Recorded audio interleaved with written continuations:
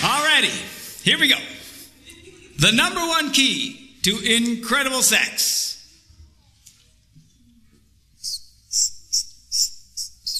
Exclusivity. I can't spell. Exclusivity. When one man focuses just on one woman. Looking at the Song of Solomon. Now she writes and says, I belong to my lover and his desire is for me. Something incredible happens when a man focuses on just one woman. Now this is radical what I'm telling you because our culture today says the key to great sex is lust. The more you fantasize, the more you check out the hot babes, the more you're looking at pornography on the internet and check, oh, the better your sex life will be. But they are lying to you. Our culture has completely lost its mind in this area. And all the experts talk about, yes, the key to incredible sex is to fantasize and to masturbate. And who is this woman? I can't imagine her having sex. It's just like,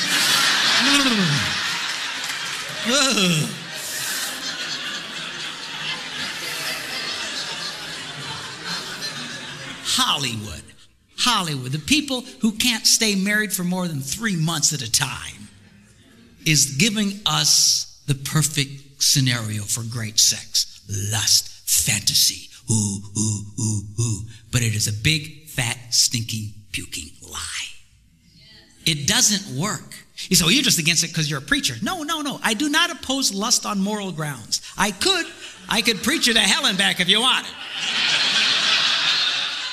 But I don't have to. It doesn't work. At least if it worked, it would make some degree of sense, but it does not, and no one challenges it today. You ever read that story of the emperor's new clothes? How everybody went around and told the emperor how great he looked, and he's just walking around in his underwear, and everybody, oh, you're great. And some little kid finally says, he's naked. I feel like that little kid. All the experts today, they keep repeating the same lie over and over and over and over again. And everyone just, oh yes, the emperor's clothes are magnificent. Oh yes, lust and pornography and masturbation. Oh, this is fantastic sex when you do this. But it doesn't work. And the proof is in the pudding. People say, where's your proof? My proof is you guys who do it. Let me ask you guys. You guys who sit around in the dark and check out the hot babes on the internet. Sit around and yank on your wanger.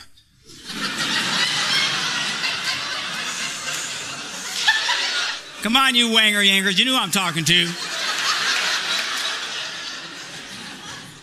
Let me ask you a question. How's that working for you? Huh? You got great sex? You know you don't. In fact, the more you do it, the more you indulge in it, the worse your sex life becomes. And the prescription the world gives us is, you just need more porn. You need more porn. But it doesn't help. It keeps making it worse. It is destroying people's lives. In Hollywood, they just don't get it.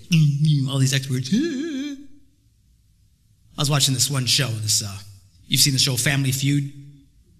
This one week they had soap opera stars on. And I'll hand it to these people. They look great, but they were as dumb as a box of rocks. And they asked them this one question and said, 100 people surveyed, what can you do to improve your romantic life? And they come up to the first team and say, okay, I need an answer. And they're, oh, yeah, okay. And they come to the first person and he says, what's your answer? What can you do to improve your romantic life? He goes, have an affair. And all the other rocks in the box go, good answer.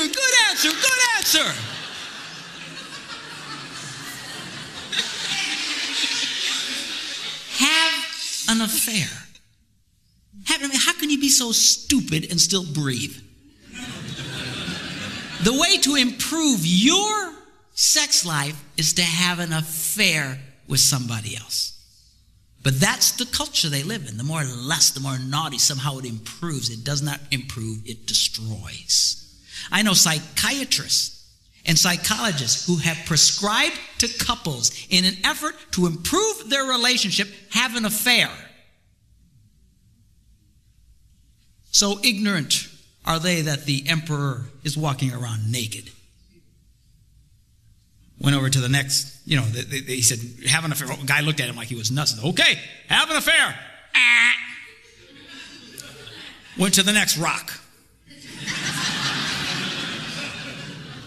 What can you do to improve your romantic life?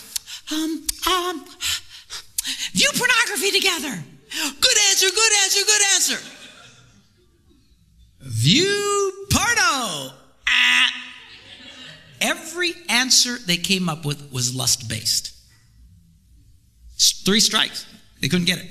Went over to the other box of rocks. Same thing. I'd never seen it before. Neither side could get one answer. Because when they got done, he said, well, let's take a look. And it was like, spend time with each other, have a romantic dinner, take a long walk, bring her flowers, stuff that any moron knows.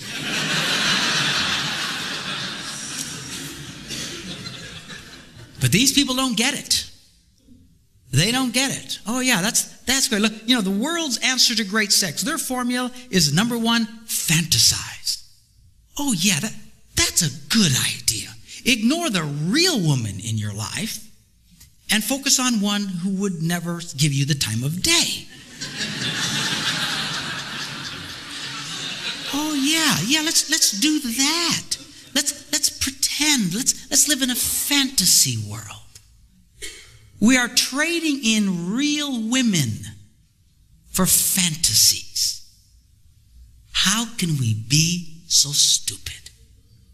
And this is becoming a real problem. And you know who's beginning to notice it? A lot of people way off on the liberal left are starting to notice it. They're starting to write about it. They're starting to realize there is a problem. Men are becoming more and more diminished sexually and are becoming unable to perform because they have so overstimulated themselves with pornography. It is destroying them. I've met women who've told me that their husbands prefer pornography and masturbation to actually making love to them. I had a woman in my office, and she's a 20-something-year-old, good-looking woman, like Hoochie Mama, okay? I didn't think pastors notice that sort of thing. Hey, I may be sanctified, but I'm not petrified. All right.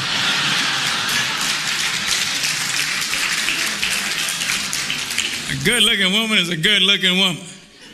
And she tells me sitting there, she says, my husband hasn't touched my vagina in over a year. Not interested. I said, you're kidding me. So what does he want? Well, he just wants me to do these weird things to him. All garbage he's got in his head through looking at porn. Trading in real women for fantasies. What in the world? So many women I've talked to in the last year who says, my husband admits he would rather masturbate than make love to me. Fantasize and masturbate. Oh, that's their idea of great sex. And what is it with this masturbating thing? And the passion to which these people rise to defend masturbation as some form of great sex. I don't get it. I'd love to know who the first hillbilly was that went, that kind of looks like a vagina.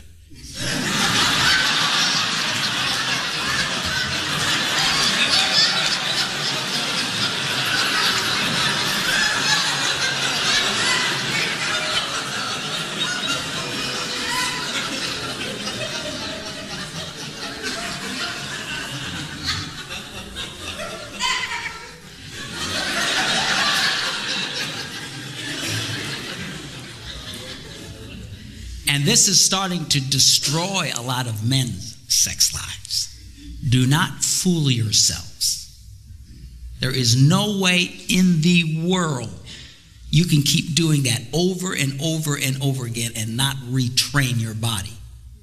Everybody knows this. When it comes to anything physical, athletes know this. They train. They do the same repetitive action over and over again in order to train their bodies so their bodies will respond in a certain way. Athletes do this. Whether it's tennis or football or whatever, they train over and over again so that without thinking about it, their body reacts in a certain way. The military knows that you train young men to react in a certain way. They do the same drills over and over and over and over again. Why? Because you train your body so that without thinking, you act in a certain way. How in the name of God, our culture is teaching our young people from the age of 13 to start masturbating 2, 3, 5, some of them 7 times a day, thinking that it will not retrain them. The truth of the matter is there are a lot of men today who are no longer able to function with a woman. And I hear this all the time in these seminars. Guys who come to me, women who come to me, who tell me their husbands cannot perform. There are a lot of men today who cannot perform with a woman.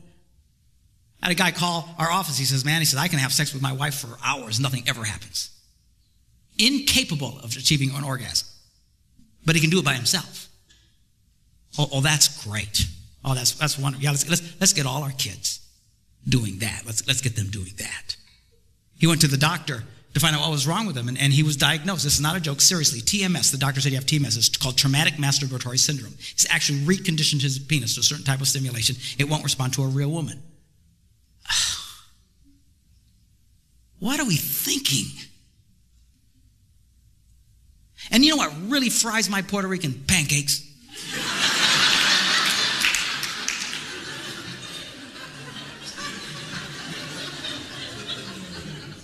Is when they say, well, this is how you can achieve orgasm.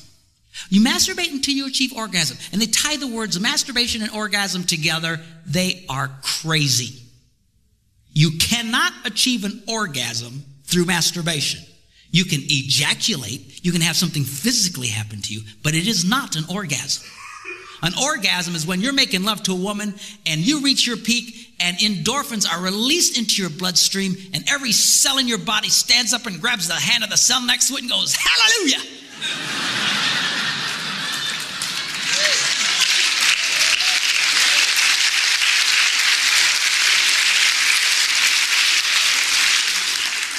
That is an orgasm.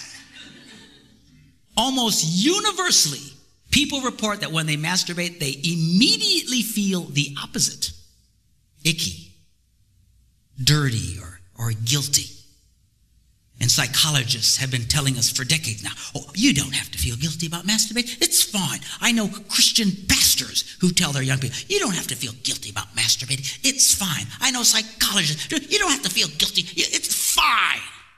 I'll tell you what, you can fool your mind, but you will never, ever, ever fool your body. And there are a lot of men today, I believe, who have never achieved an orgasm. They ejaculate. That's all they do. They've so trained their... You cannot get your body doing this over and over and over again and think you can function normally. All they've trained their bodies to ejaculate, they never really achieve an orgasm. Oh, that's great. Oh, that's wonderful. Yeah, let's get all our kids doing that. The misinformation our kids are getting today, a lot of you have gotten it. But dear God, our kids are getting it in spades. The misinformation is going to wreck their sex lives, has the potential to wreck their sex lives for the rest of their lives. And nobody is telling you what I'm telling you right now. Most preachers don't like talking about this stuff. It freaks them out. As you can tell, I have no such problem. And I understand that, but we have got to start talking about this stuff. In the church, we're trying to win an argument where we only let the other side talk. We're trying to win a war where we only let the other side have bullets. Then we wonder why 50% of the men in our congregations have sexual addictions. That's the number, 50%. In our congregations, church-going men, sexual addictions. You have to understand something. Pornography will rob you of great sex. See, every man, the reason why it's such a temptation is because we think it's great sex. Oh, we want to check out that baby. Oh, if we get on the line, I'll have greater sex. That's what sucks us in with the promise of great sex. But it is a lie. I promise you. The more you do it, and you know the ones of you who do it, The more you do it, the opposite happens. They are lying to you. I'm telling you, the lies that this generation has faced and is continuing to face along sexual information, there are so many blatant lies along this line. We have lost our minds in this country. It is destroying people's lives. You know one of the biggest problems we're having today in America? Sexless marriages. Sexless people they don't want to have sex. Don't have to have sex. Have sex with themselves. Oh, that's great. Yeah. Now let's trade in a real woman for a fantasy one. Remember that little diagram I gave you last night? Got the heart and the smiley face. And that motivates that. When you masturbate, that breaks the system. That'd be nice to her. I'd pay attention to her. So self-centered men, lazy, and for a quick release, become lovers to themselves instead of lovers of women. This is sad stuff. Well, what do you tell our teenagers? Tell them to wait, they won't die. No one has ever died from lack of ejaculation.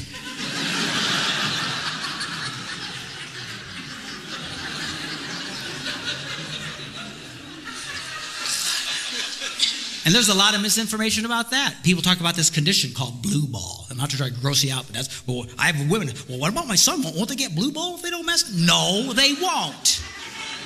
That's one of the biggest urban myths that there are. It's the most ridiculous bunch of nonsense. There is a condition like that, but it has nothing to do with ejaculation. Nothing. It has to do with being overstimulated for a long period of time. And the answer is just quit being so stimulated and go back to normal. It is not a chronic condition. You're going to walk around tortured for the rest of your life if you don't masturbate.